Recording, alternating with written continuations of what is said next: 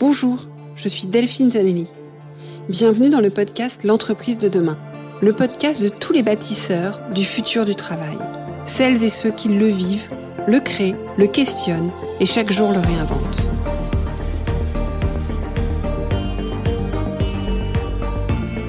Une entreprise plus vertueuse et soucieuse de son impact social pour une société meilleure.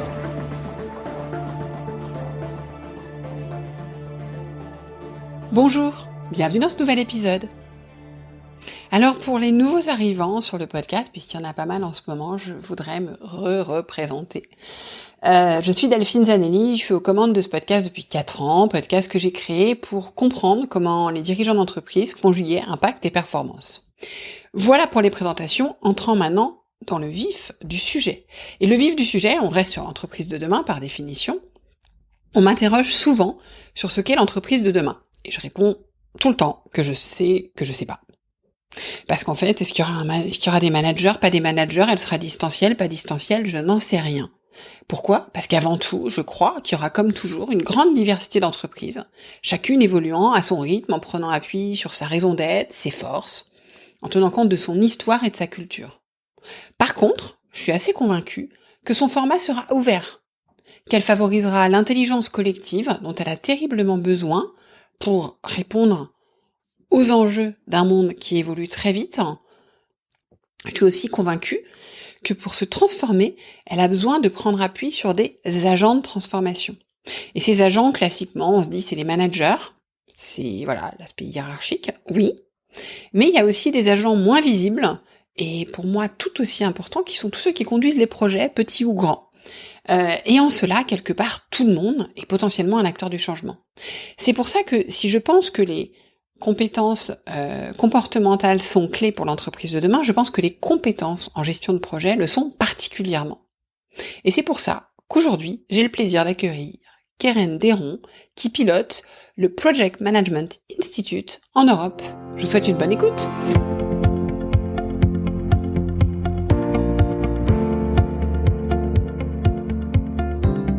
Bonjour Keren. Bonjour Delphine. Merci d'être au micro du podcast aujourd'hui. Keren, avant de commencer, je vais vous laisser vous présenter en quelques mots. Donc, merci Delphine encore pour cette invitation. Je m'appelle Keren Deron, je suis le Business Head Europe pour le Project Management Institute, qui est une association au but non lucratif qui a un peu plus que 50 ans, qui est vraiment ciblée sur tout ce qui est gestion de projet, je vais vous expliquer un peu plus tard, qu'est-ce que c'est la gestion de projet. Et qu'est-ce qui vous a amené à faire ça, Keren ? J'ai toujours travaillé avec dans le milieu associatif. Je suis passionnée par les gens qui sont passionnés, en fait. Et la gestion de projet, c'est quelque chose que je trouve, les gens qui ont compris l'importance de gestion de projet, qui est vraiment une compétence pour la vie, et c'est pas forcément que dans le travail, mais même dans votre vie quotidienne, personnel, à tout âge, c'est quelque chose il m'a embarqué dans cette passion, et ça fait plus que 10 ans que je travaille dans cette association, et j'adore.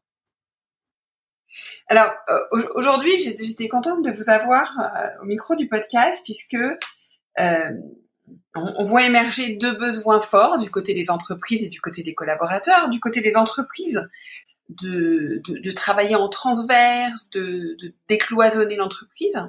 Et puis, il y a un autre besoin pour l'entreprise aussi, qui est de faire émerger un peu des leaders un peu partout, de pas tout attendre du management, mais bien de pouvoir faire émerger des leaders. Et côté collaborateur, on voit une grande soif d'apprendre qui a, j'ai envie de dire, toujours été là, mais qui aujourd'hui, on vient dire, voilà, j'ai besoin d'apprendre pour être plus employable.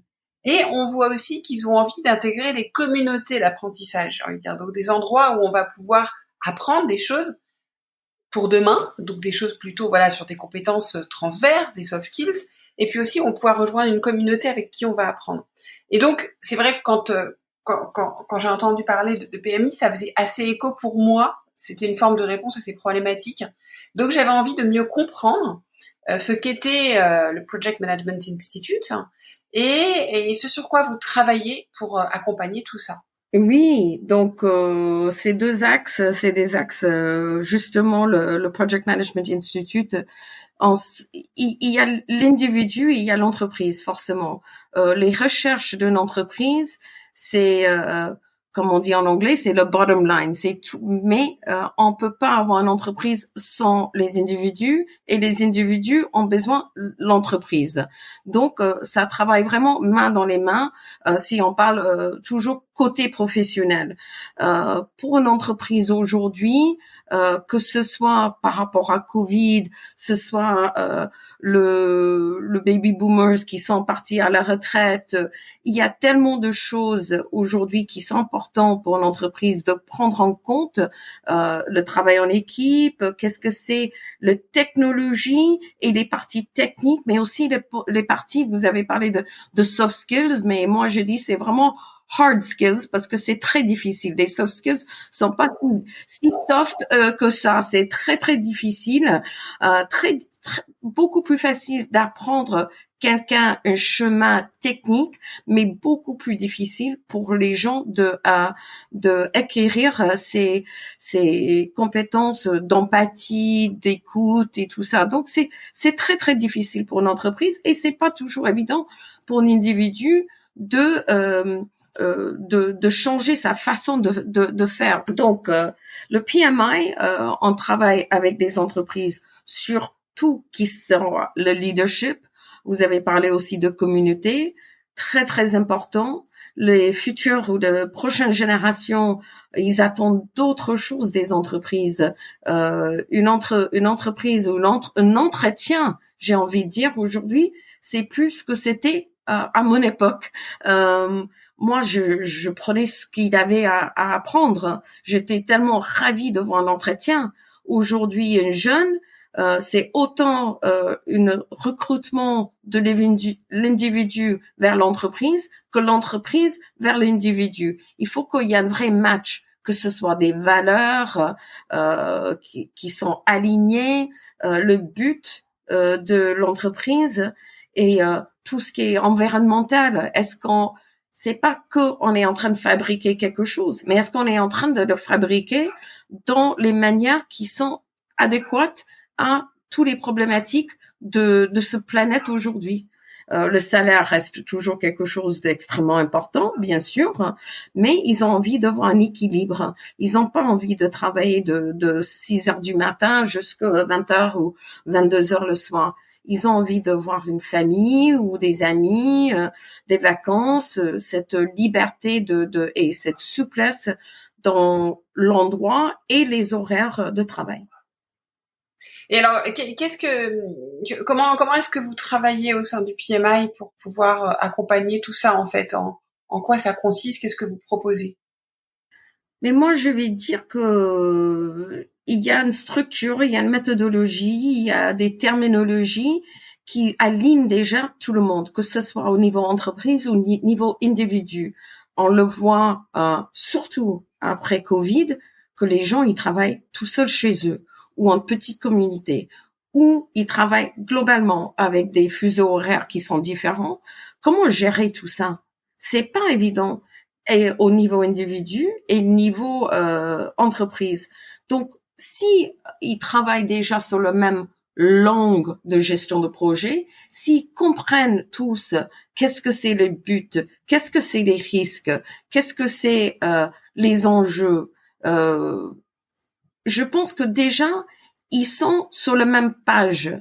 Donc ça facilite et pour l'entreprise et pour chaque individuel qui a envie de comprendre.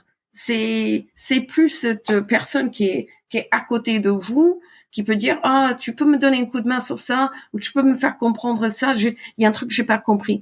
On a plus ce luxe. Moi j'ai envie de dire c'est un luxe. Il y a un certain luxe de voir cette souplesse et de travailler à la maison, mais on a perdu quelque part dans la relation humaine. Et je pense que PMI, on travaille sur une langage et un tronc commun pour qu'on avance tous dans le même sens et dans la même compréhension.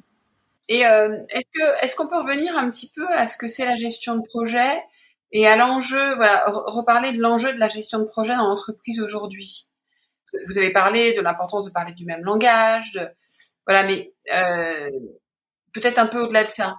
Bien sûr, mais si on parle, encore une fois, si on parle côté entreprise, à la fin de journée, bien sûr, il y a tous ces compétences, que ce soit en compétences hard skills, comme je disais tout à l'heure, ou power skills, mais aussi les techniques. Qu'est-ce qui se passe pour une entreprise? Ils cherchent, bien sûr, à avoir du profit, avoir pertinent sur le marché. Il y a tous ces parties-là.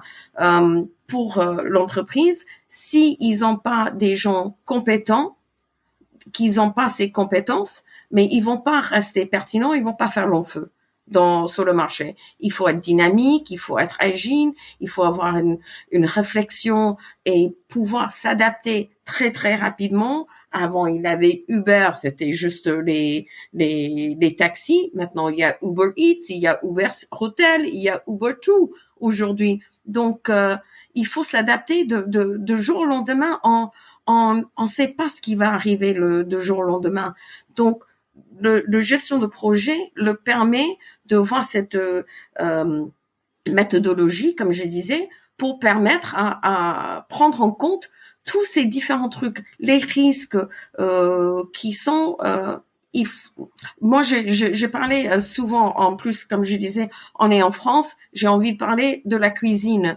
Et si on fait la cuisine à la maison, ça veut pas dire qu'on n'est pas bon en cuisine, mais si on va au restaurant, on attend peut-être autre chose. Et si on va dans un restaurant étoile Michelin 1, 2 ou 3, on attend encore autre chose.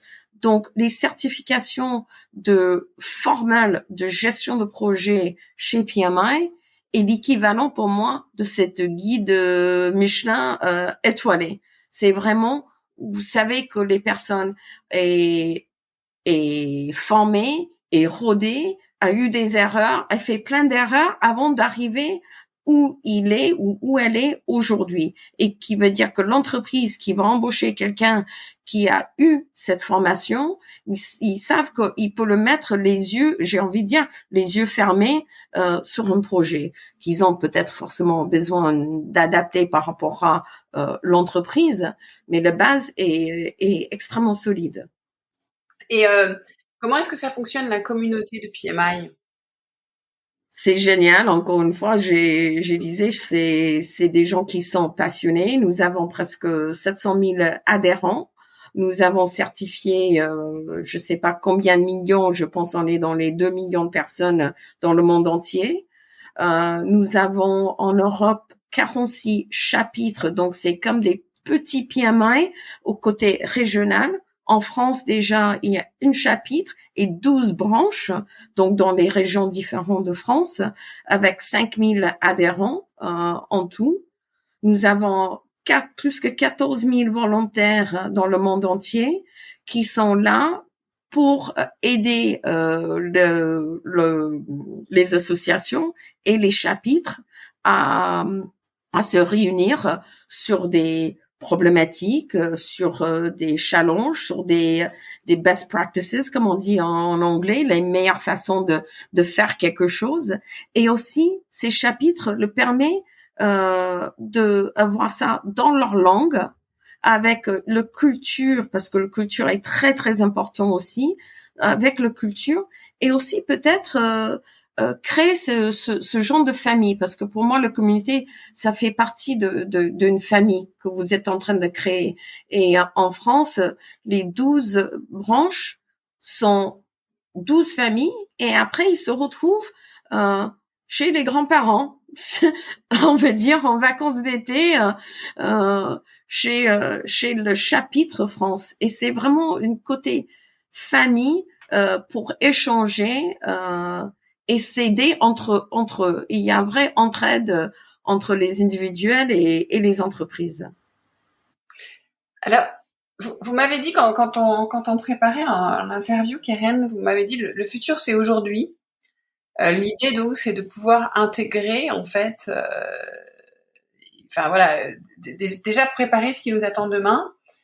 Et en fait, vous remettez un petit peu les compétences du projet, enfin de la gestion de projet, un petit peu au cœur, comme une réponse en fait à la création du futur. Pourquoi? J'ai plein de réponses pour ça, pour vous dire honnêtement. Absolument. Aujourd'hui, on parle du futur du travail, on parle de futur de gestion de projet, on parle de futur de intelligence artificielle. Mais le futur, c'est effectivement, c'est aujourd'hui. Comment on peut être aujourd'hui préparé? Je pense que Delphine, vous n'avez pas le boulon cristal, moi non plus, malheureusement. Donc, qu'est-ce qu'on fait aujourd'hui pour rester le plus pertinent? Mais on écoute, on voit qu'est-ce que c'est les tendances de ces jeunes, de cette génération Z. Qu'est-ce qu'ils vont? Ils veulent souplesse, ils veulent flexibilité, ils veulent certains qui veulent être en télétravail, mais on le sait aussi qu'ils vont pas rester toute leur vie dans la même entreprise. C'est plus cet état d'esprit-là. Et peut-être il y a des postes qui vont être créés dans quelques années qui n'existent pas aujourd'hui. Il y a des métiers qui n'existent pas aujourd'hui. Donc, comment le faire? Comment se préparer? Comment ne pas être bloqué dans une case? Et c'est là où je dis la gestion de projet est une base qui peut être utilisée dans n'importe quel métier. Que vous êtes architecte, peut-être sur votre carte de visite, c'est marqué architecte, mais il faut être très bon en gestion de projet parce que sinon, vous n'allez pas être un bon architecte. Pareil, j'ai donné l'exemple tout à l'heure de une chef de cuisine, c'est pareil. Pour une prof, il va planifier son programme de l'année, les devoirs, dans quel ordre, qu'est-ce que c'est les enjeux, qu'est-ce que c'est les risques. On peut tout planifier, mais il y a toujours des choses qui se passent qui sont pas adaptées. Donc, cette formation de gestion de projet, peu importe le choix de carrière et même changement de carrière, ça, vous allez jamais perdre les bases que vous avez fait. Tout est un projet. Donc, c'est ce que j'ai envie de dire, c'est que passez par la gestion de projet, si vous comprenez que c'est vraiment des compétences pour le vie, mais vous avez tout gagné. Et alors, j'ai encore une question sur... en fait, on voit dans l'entreprise qu'on a besoin de faire évoluer les compétences managériales, on a besoin d'aller vers plus d'intelligence collective, comme je disais au début, on a besoin d'aller vers plus d'ouverture, de pouvoir donner sa place à chacun et permettre à chacun de contribuer. Et c'est vrai que pour moi, quand je parle de compétences managériales, je parle aussi des chefs de projet, puisqu'en fait, ils managent des projets, donc ils ont un rôle aussi de leadership. Comment vous percevez l'évolution de la posture en fait? Ça fait longtemps que vous vous occupez du PMI. Est-ce que vous percevez une évolution dans la posture du chef projet qui est nécessaire et est-ce que vous l'accompagnez? Oui, absolument. C'est vrai que, comme je disais avant, nous avons quelque chose qui s'appelle le Talent Triangle. On parle de leadership, on parle de technique, tout ce qui est technique, parce qu'il y a la partie technique, et il y a le sens de business, pouvoir faire des liens entre un projet et un autre. Le chef de projet aujourd'hui, c'est presque comme j'ai envie de dire une mini DG. C'est vraiment, c'est plus un manager, c'est un leader. Ils ont besoin de voir ses compétences de leadership, mais ils ont besoin aussi de s'adapter leur technique et leur leadership par rapport à leur équipe et la culture de l'entreprise. Donc, l'équipe, vous avez quelqu'un qui a 25 ans, vous avez des stagiaires, vous avez des hommes et des femmes de 50 ans, vous avez des personnes qui ont une expérience peut-être dans d'autres milieux et d'autres activités, mais qui ont fait une reconversion. Vous avez une palette des profils dans l'équipe aujourd'hui qui ont beaucoup changé. Et le chef de projet ou le mini chef d'entreprise a besoin d'être à l'écoute, parce que si vous répondez pas à leurs attentes, ils vont partir ailleurs. Donc Je pense que c'est vraiment des mini chefs d'entreprise quand vous êtes chef de projet. Et donc, PMI a des certifications et des formations techniques, mais aussi tous ces trucs-là qui l'accompagnent dans tout ce qui est leadership, empathie, résolution de conflits, risque, gestion de planning de l'équipe, toutes les choses que je pense qu'on a besoin pour être un bon leader. Et je préfère le mot leader que manager, parce que manager, ça fait vraiment, je pense que c'est un peu daté, on va dire.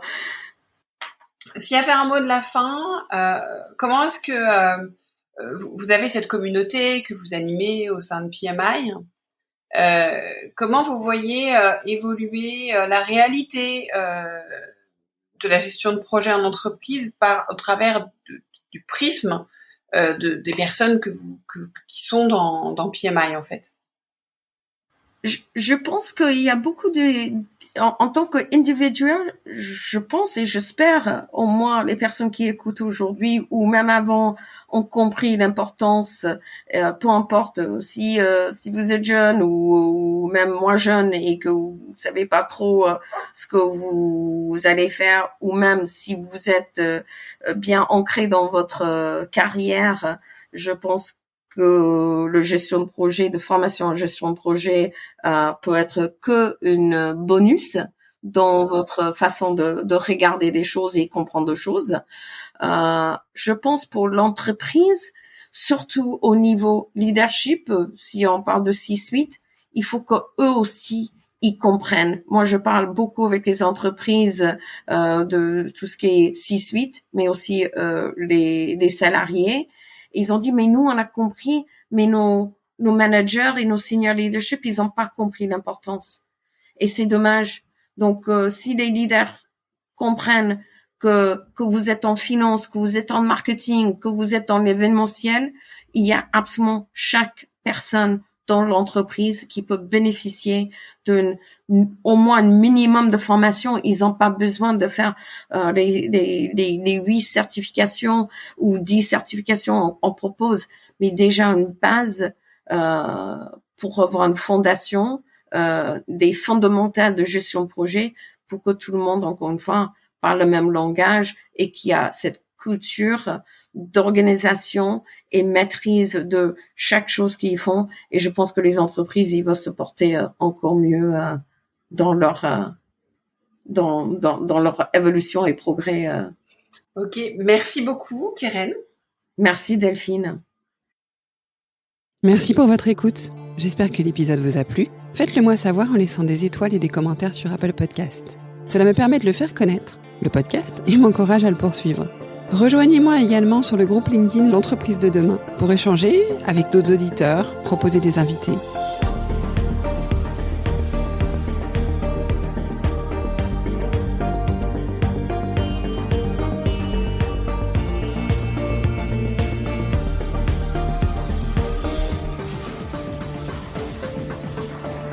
Je vous donne rendez-vous jeudi prochain pour un nouvel épisode.